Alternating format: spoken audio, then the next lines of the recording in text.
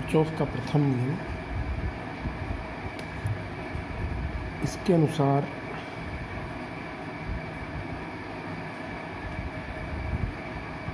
जाल के किसी भी संधि बिंदु पर नोड पर विद्युत धाराओं का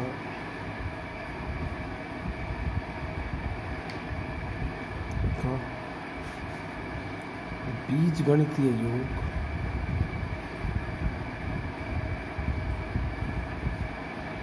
शून्य होता है।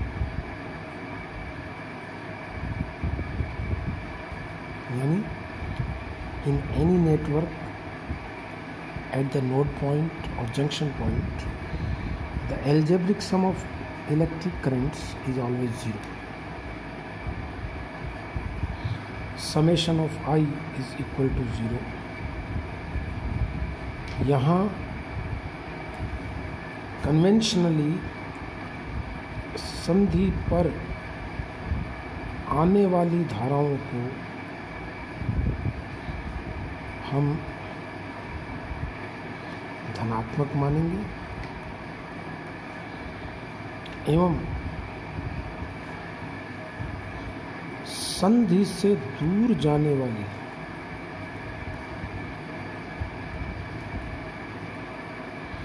धाराओं को हम ऋणात्मक मानेंगे। It is simply a sign convention that currents away from the junction are taken to be negative and approaching the junction will be taken as positive.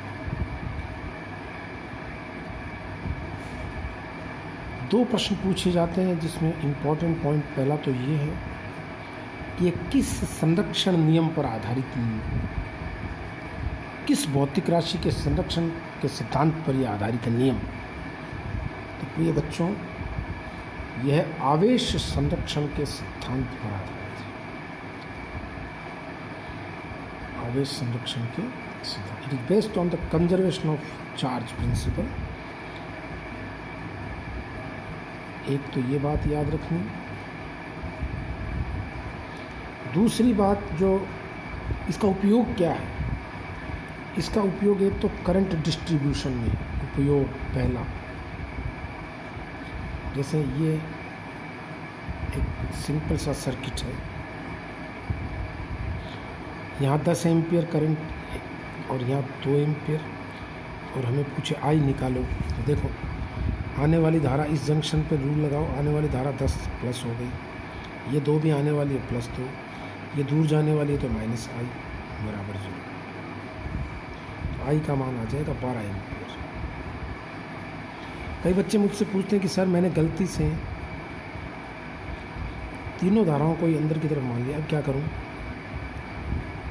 कोई बात नहीं, ये 2 है, ये 10 है, और तुमने आई को ऐसे मान लिया, कोई प्रॉब्लम नहीं, लिखेंगे रूल वैसे ही, आने वाली धारा प्लस प्लस प्लस बराबर 0। आई का मान आएगा -12 एम्पियर। तो इसको क्या इंटरप्रिटेशन करेंगे? इसको कह देंगे कि धारा का मान ऋणात्मक आना घबराने की आवश्यकता नहीं है। धारा का मान ऋणात्मक आने का मतलब है कि जो धारा हमने यहाँ मानी है वास्तविक धारा उसकी उलट है। यानी मैंने ये माना कि धारा जंक्शन की तरफ जा रही है और वैल्यू आई नेगेटिव, इसका मतलब मैं क्या इंटरप्रेट करूँगा कि आई संधि से दूर जा रही है। यानी हम गलती से भी धारा की दिशा उल्टी मानेंगे तो हमारा उत्तर ऋणात्मक आ जाएगा, इसलिए परेशान होने की आवश्यकता नहीं है। दूसरा उपयोग है इसका संधि विश्लेषण में। ये काफ़ी प्रश्न इस पर पूछे जाते हैं और ये काफ़ी इम्पोर्टेंट भी है। संधि विश्लेषण में क्या है कि I can find the potential at any junction in the circuit. परिपथ के किसी भी संधि बिंदु पर विभव का मान ज्ञात कर सकते हैं। I can calculate, I can determine the potential at any point, junction, node point, in circuit. तो परिवर्तित किसी भी संधि पर विभव का मान ज्ञात किया जा सकता है। क्या है इसमें, देखिए जैसे मेरे को पूछा कि भाई ये R1 रेजिस्टेंस है, ये R2 रेजिस्टेंस है, या R3 रेजिस्टेंस है। अगर इसको V1 पोटेंशियल पे मेंटेन रखते हैं, इसको V2 पोटेंशियल पे V3 पे रखते हैं, और इस पॉइंट को V2 पे रखते हैं, तो A, B, C are maintained at potential V1, V2 and let this is B. It will be better to talk in terms of ABC. So let the potentials of A, B and C are respectively V1, V2 and V3.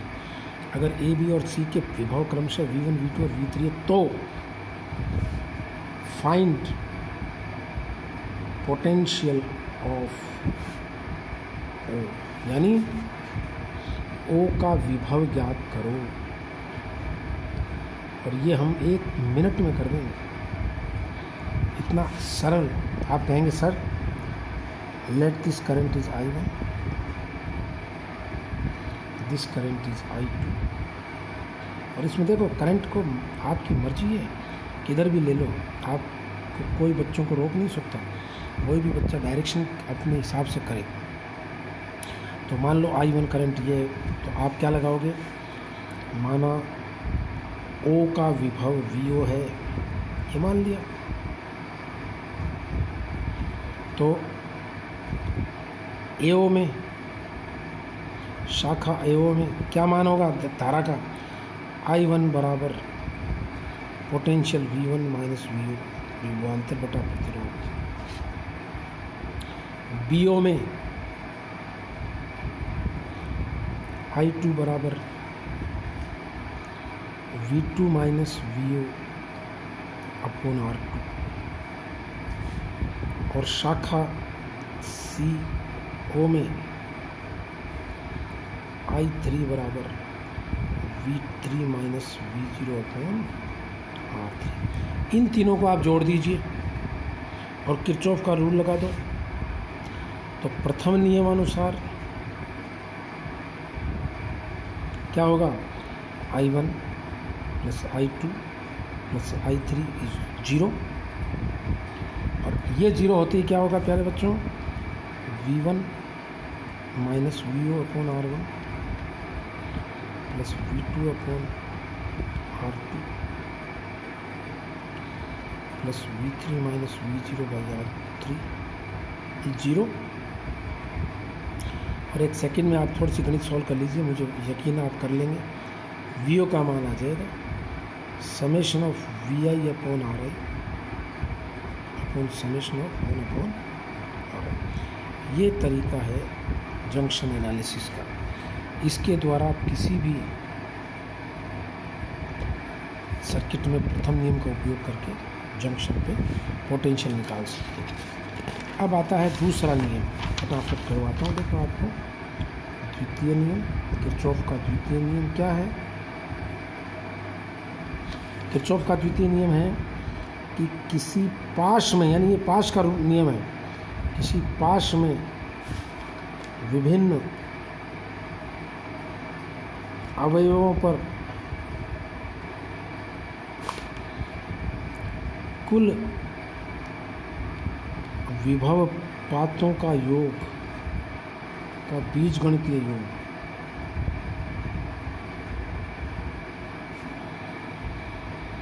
शून्य होता है।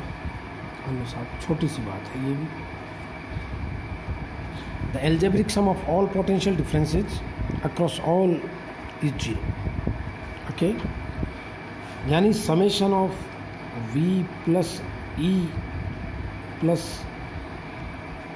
Q by C plus minus L DI by, मैंने सारे component एक साथ दिखा दिए तुम्हें, हमें थोड़ा व्यापक रूप समझना होगा इस 0। यहाँ V बराबर IR लिख सकते हो आप अगर रेजिस्टेंस है, अर्थात किसी भी पाश में सारे ईएमएफ, सारे